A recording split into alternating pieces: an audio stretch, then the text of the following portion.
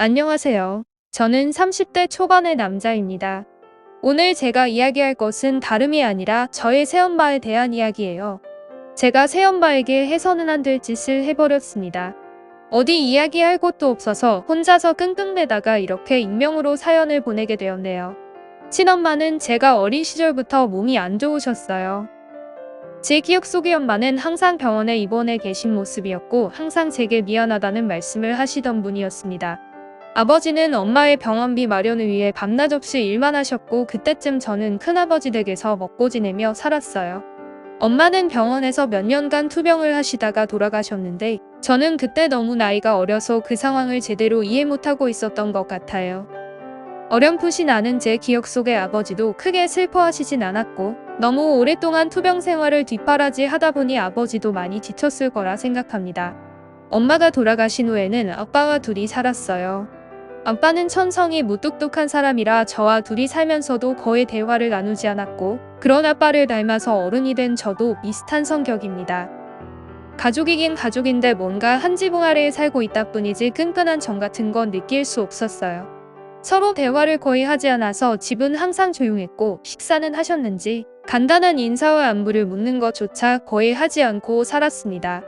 아버지께서는 제가 성인이 되기 전까지는 일 나가실 때 항상 식탁 위에 10,000원짜리 한 장을 올려두고 나가셨어요. 음식을 해준 적은 없었고 그냥 그 돈으로 제가 알아서 끼니를 해결해야 했습니다. 제가 나이가 먹어갈수록 이런 관계가 굉장히 불편하고 답답하게 느껴졌어요. 성인이 되자마자 빨리 독립을 해야겠다 마음을 먹고 학교 졸업하기 전부터 알바를 했습니다. 20살이 되던 해에 아버지에게 독립해서 나가 살겠다고 말씀을 드렸고 아버지는 역시나 별 말씀이 없으시더라고요. 저는 멀리 떨어지지 않은 곳에 작은 월세방을 하나 구해서 살았어요. 그런데 평소에 그렇게 대화도 잘하지 않고 살던 아버지가 제가 이사를 하던 날 조용히 찾아오셔서 봉투에 현금 500만 원을 주고 가시더라고요. 항상 무뚝뚝하기만 한 아버지인 줄 알았는데 그래도 아들이 독립하고 나가 산다니까 걱정이 되는 마음이셨나 봅니다. 그 뒤로도 알바를 계속해서 대학 등록금도 마련하고 대학 다니면서 장학금도 받고 알바를 계속해서 생활을 했어요. 혼자 조용히 군대 다녀오고 졸업도 무사히 하고 얼마 전엔 취직해서 회사를 다니고 있습니다. 취업하고 나서 저도 철이 든 건지 혼자 사시는 아버지가 걱정이 되더라고요. 종종 찾아뵙고 가끔씩 식사도 했습니다. 예전에는 밥을 먹을 때 아무 말 없이 밥만 드시던 분이었는데 요즘 나이 드시고 무슨 바람이 드신 건지 한 번씩 웃으시면서 핸드폰만 바라보고 계시더라고요. 잘 모르는 제가 봐도 한눈에 여자가 생겼다는 걸 알 수 있었어요. 저는 제가 철들고 나서 아버지가 웃는 모습을 처음 봤습니다. 그리고 아버지를 웃게 하는 여자는 과연 누구일지 궁금하더라고요. 아버지에게 요즘 만나는 분 계시냐고 물었더니 아버지는 조만간 저한테 이야기해 주려고 했다고 하셨습니다. 좋은 마음으로 만나는 사람인데 조만간 살림 합쳐서 같이 살겠다고 하셨어요. 어쩐지 여자 때문에 아버지 표정이 밝아지셨구나 싶었습니다. 그런데 아버지가 만나는 분은 저랑 7살 차이 나는 분이라고 했습니다. 그 이야기를 듣고 깜짝 놀랐어요.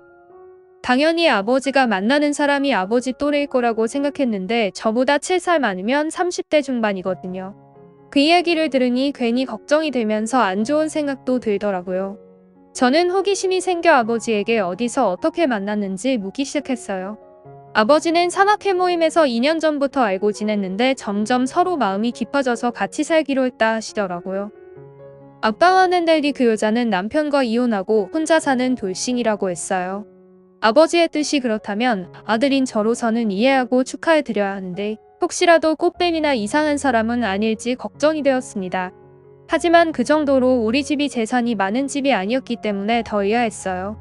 아버지는 언제 한번 자리 만들 테니 셋이 같이 밥이나 먹자고 하셨습니다. 아버지의 말에 저는 좋다고 했고 한 달 후 아버지가 식사 약속을 잡고 저를 부르셨어요. 약속 장소로 나가보니 아버지와 그 여자분이 저보다 먼저 와 계시더라고요. 먼 발치에서 봐도 두 분이 같이 있는 모습을 보니 아버지가 여자분을 많이 좋아하는 것 같았습니다. 가볍게 인사를 나누고 식사를 하면서 관찰했는데 제 생각보다 너무 밝은 성격의 미인이었어요. 두 사람이 앞에서 사이좋게 식사를 하는 모습을 보니 저도 마음이 한결 놓였습니다. 식사를 하던 중 아버지가 내일 당장 혼인신고를 하겠다고 하시더라고요.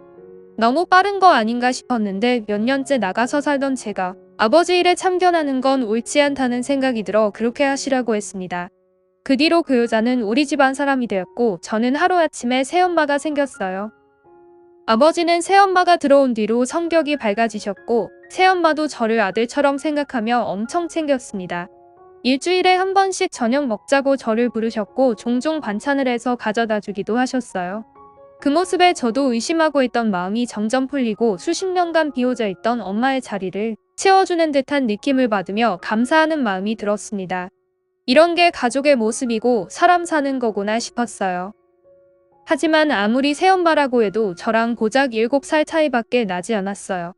나이 차이가 얼마 안 나는 예쁜 여자가 제게 잘 대해주고 친하게 구니까 저도 새어머니 이상으로 어떠한 마음이 생기고 있었습니다. 아버지한테도 잘하는 애교 있고 예쁜 새어머니는 사랑할 수밖에 없는 사람이었어요. 평소 아버지 집에 잘 가지 않던 저였지만 새어머니와 친하게 지낸 뒤로부터 매일같이 집에 들러서 저녁밥을 함께 먹었습니다. 그러면서 마음은 점점 커지고 새엄마 옆에 아버지가 아닌 제가 있었으면 어땠을까 하는 상상을 하게 되더라고요.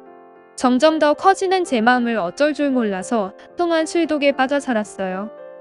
그러던 어느 날 술이 마취가 된 상태로 집에 가다가 저도 모르게 발길을 아버지 댁으로 돌렸습니다. 다행이라고 해야 할지 문을 열고 들어갔는데 아버지는 친구분들과 모임이 있다고 나가신 상태였고 집에는 새엄마가 있었어요. 저한테 술을 왜 그렇게 마셨냐는 새엄마에게 대답 대신 입을 맞췄어요.